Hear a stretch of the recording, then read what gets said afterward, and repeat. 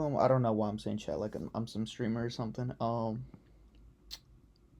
right, guys, welcome back to another video. Today we're gonna be covering inverse fair value gaps.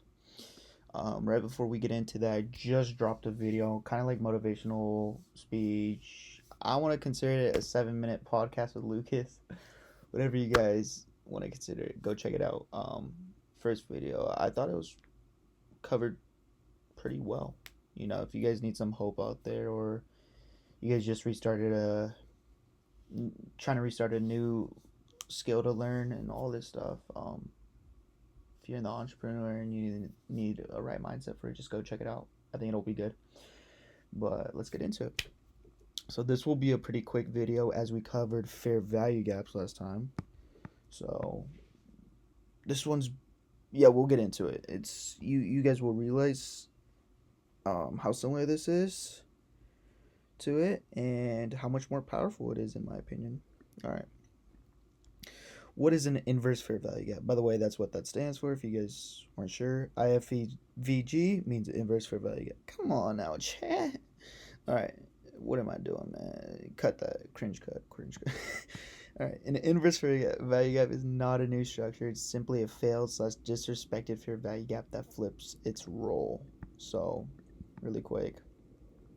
Right here. Think fair value gap. We're going to hold that for right now. Oh, where's my box? Okay, let's say there's a fair value gap right here. Bullish fair value gap. Then we're supposed to hold right here. But instead of going to consequent encroachment and coming straight back up, we just come straight through it. This is an inverse fair value gap. It doesn't necessarily... Yes. So once it runs through this, you keep the same fair value gap that you marked out. And now this is your inverse. And this inverse could honestly create a smaller fair value gap, which is the best example, in my opinion. And we'll get into an example like in the charts. It's right here, if you guys couldn't tell. So it gets violated, it then becomes a target / reaction zone from the opposite side. So instead of bullish now, we're bearish. And I'll show you why. Why inverse fair value gaps matter. It shows where smart money was wrong, where trapped traders are forced to exit. So say you have your stops right below or the low of the third or the first candle if you're bullish, the high of the third candle if you're bearish. As ICT teaches us, the body of the low or the high, you'll get stopped out right there and then. So where trapped traders are forced to exit. Where price accelerates next. So instead of being bullish, we're going to accelerate to the downside. These are confirmation tools, not prediction tools. All right. Price is showing us basically where we want to go, or the market's showing where price wants to go. How an inverse fair value gap forms. Normal fair value gap is created. Price returns to it. Instead of respecting it, price trades clean through it. That fair value gap is now inverted. Important. A wick through is not enough. You want a body close through the fair value gap, right? So entry refinement. Inverse value gaps work best when aligned with higher time frame bias, of course, right?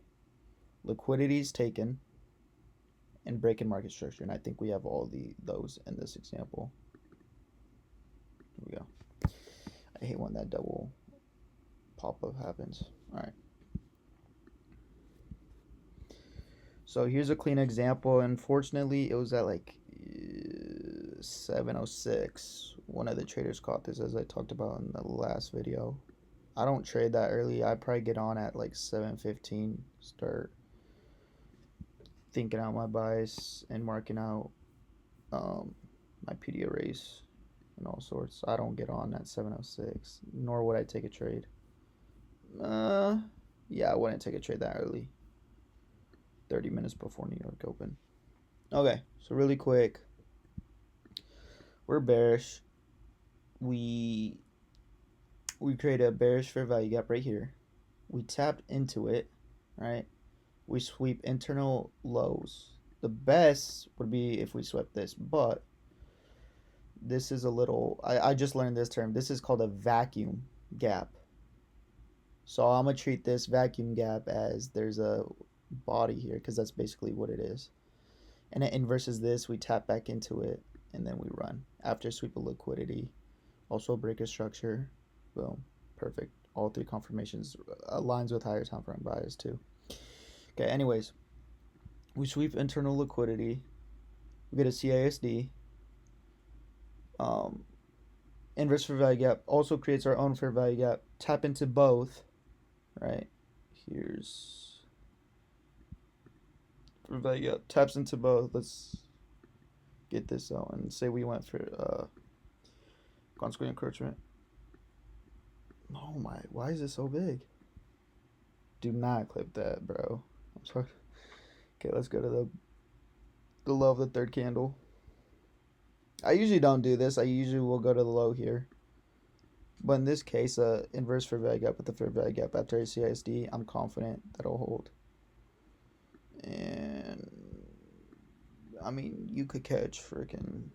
You could have caught a 6.7 in like what 10 minutes, but could have caught a 2R right here. Just going for this liquidity. It's right here. Perfect. I mean, that's only a 20-point trade. It's not terrible, but yeah, there's probably liquidity to the left that we could have targeted. I don't know, say here or something like that. Catch a 50-point trade. Is that? Yeah, just catch a 50-point trade. Boom. Put 5 contracts, $500, just like that. Yeah. So like I said, pretty quick video. Inverse fair value gap. Some people like to trade inverses just off an inverse, no retracement into the inverse. I'm not too confident with those type of inverses, especially inverses this big. I would expect price to retrace, but yeah. I mean, look at this inverse, because I talked about how we missed our trade on this on Friday by 1 tick. We inversed this fair value gap, and then we tapped back into it. We retraced, and we could have targeted those highs.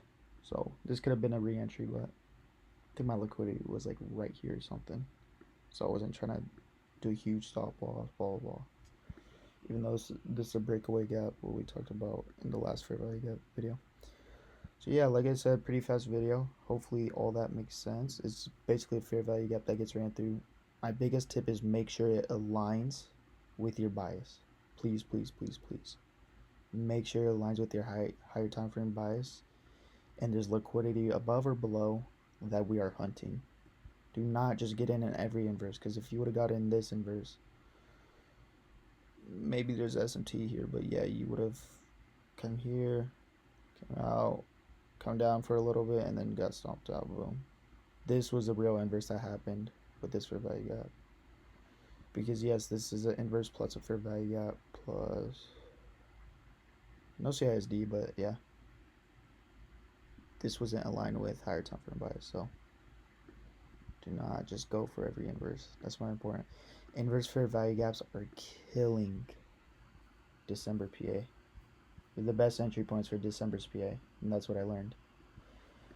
Alright, boys. Hopefully that all made sense.